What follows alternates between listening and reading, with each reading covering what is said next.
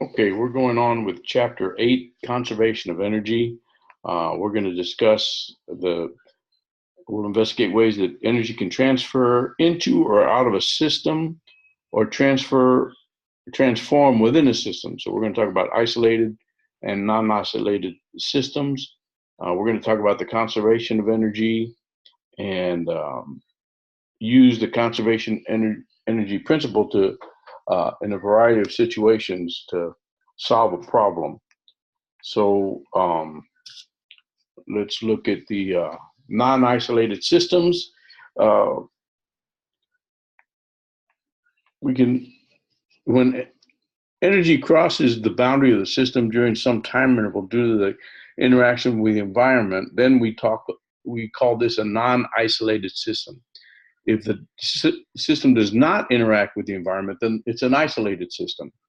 The work kinetic energy theorem, the first example of the energy equation for non-isolated systems that we saw earlier, the interaction of the system with its environment is work done by an external force.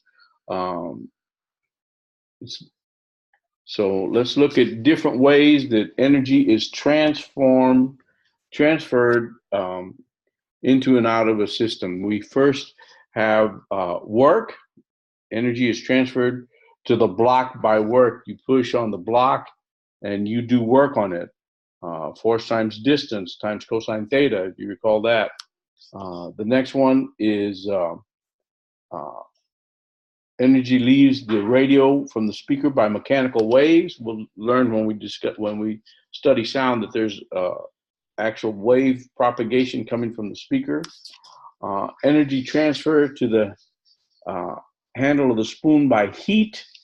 Heat is designated as Q. Energy enters the automobile gas tank by matter transfer. We're actually putting molecules of gasoline into the tank. Energy enters the hairdryer by electrical transmission. You plug it into the wall, you get electrical transmission, and energy enters into the hairdryer. And then energy leaves the light bulb by electromagnetic radiation. Light is electromagnetic radiation. So these are the six types of transfer mechanisms. The work is W, mechanical waves is MW, heat is Q, matter transfer is MT, electrical transmission is ET, and electromagnetic radiation is ER. We'll be talking, I use those because they use them as subscripts in the following equations. So energy is always conserved. We can neither create nor destroy energy. Energy is always conserved. It's been tested in countless experiments, and no experiment has ever shown this statement to be incorrect. The total amount of energy in a system changes. It can only be because if the total amount of energy in a system changes, it can only be because energy has crossed the boundary of the system by a transfer mechanism. Examples of conserved quantity is money in the system of your bank account is a conserved quantity. The only way the account balance changes is if money crosses the boundary of the system by deposits or withdrawals. Example of a non-conserved quantity is the number of people in the system of a country the number of people in the system of a country. Although people cross the boundary of the system, which changes the total population, the population can also change by people dying and by giving birth to new babies. Even if no people cross the system boundary, the births and deaths will change the number of people in the system. The general statement of the principle of conservation of energy can be described mathematically by conservation of energy equation. The change in the energy of the system is equal to the sum of the transfer mechanisms. So the total energy of the system, including all methods of energy storage, kinetic, potential, and internal, that's the energy of the system. The T for transfer is the amount of energy transferred across the system boundary by some mechanism, and the sum is over all possible transfer mechanisms. the expression of energy conservation is as shown, where we have delta K is kinetic energy, delta U is potential energy, and delta E is the internal energy. And then we have that's equal to the transfer mechanism. So the sum of all those energies, kinetic, potential, and internal, is equal to the sum of all the transfer mechanisms: work, heat, mechanical waves, matter transfer, electrical transmission, and electromagnetic radiation. In most cases, the equation reduces to a simpler one. Some of the terms equal zero for specific situations. If all terms on the right side of the conservation of energy equation equals zero, then it's an isolated system. Think of energy as the currency of nature. We had the example earlier of the bank. Okay, this equation represents a general situation. It covers all possibilities for situations in classical physics. As an example, suppose the force is applied to a non-isolated system and the point of application of force moves through displacement. Suppose the only change in the system is in the speed of one or more components of the system. Then the equation reduces to delta K equal W. So the only change in the system is the speed of one or more of the components, and the work kinetic energy theorem kicks in, and it's delta K equals work. So you can see that the potential energy, the internal energy, and all the transfer mechanisms to the right of the W are zero, and they don't count. Okay, let's look at a quick quiz. Consider a block sliding over a horizontal surface with friction.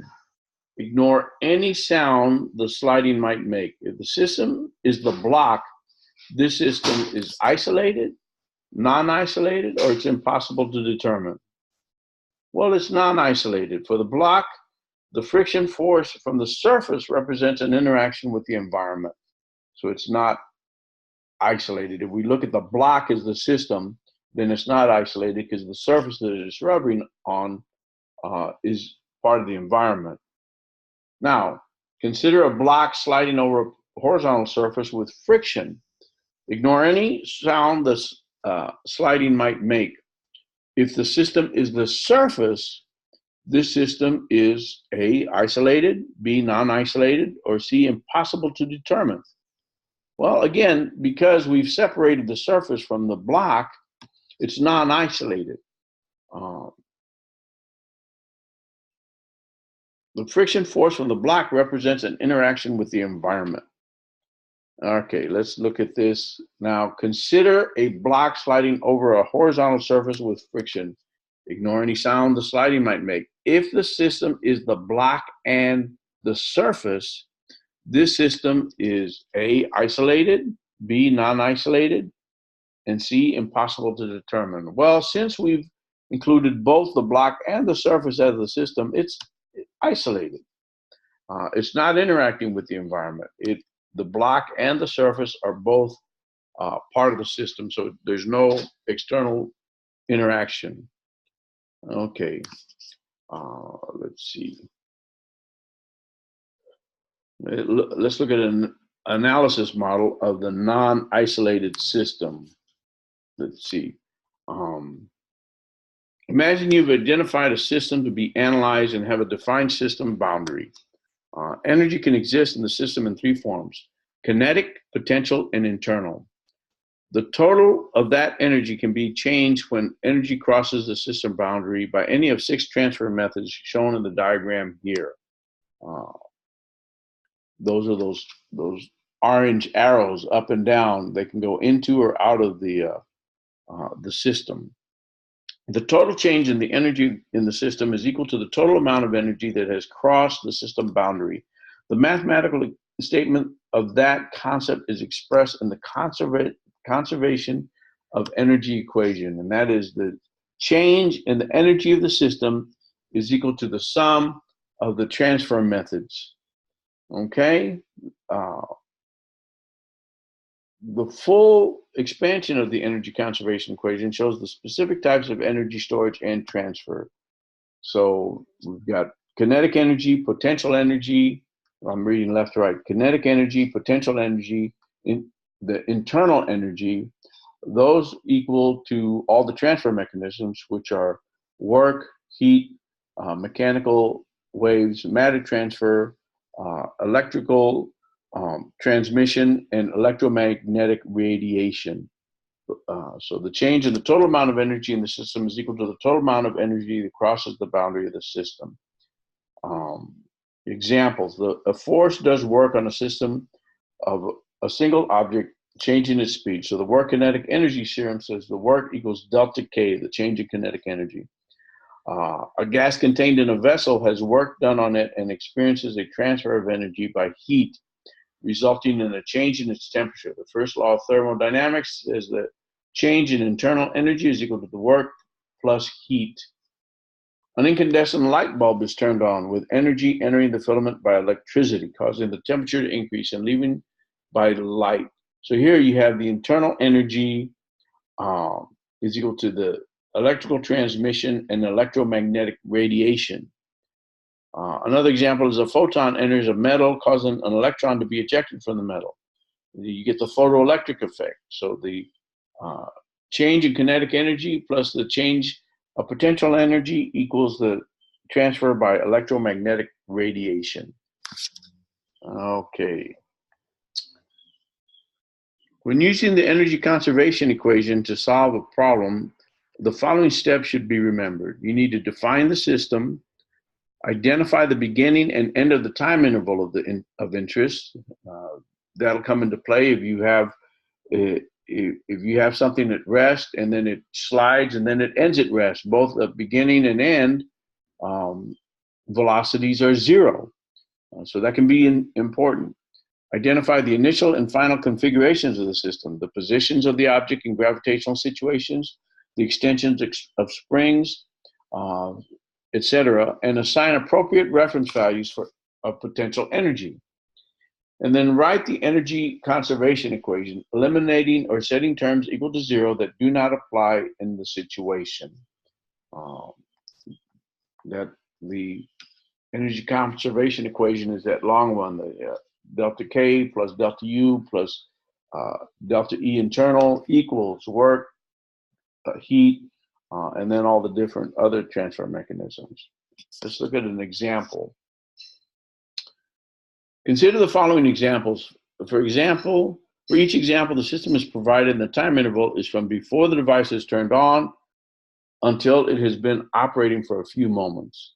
So your television set, okay, there's the conservation of energy equation. The television set has no velocity. It isn't being raised or lowered, so the kinetic energy is equal to zero before and after. The potential energy is zero before and after.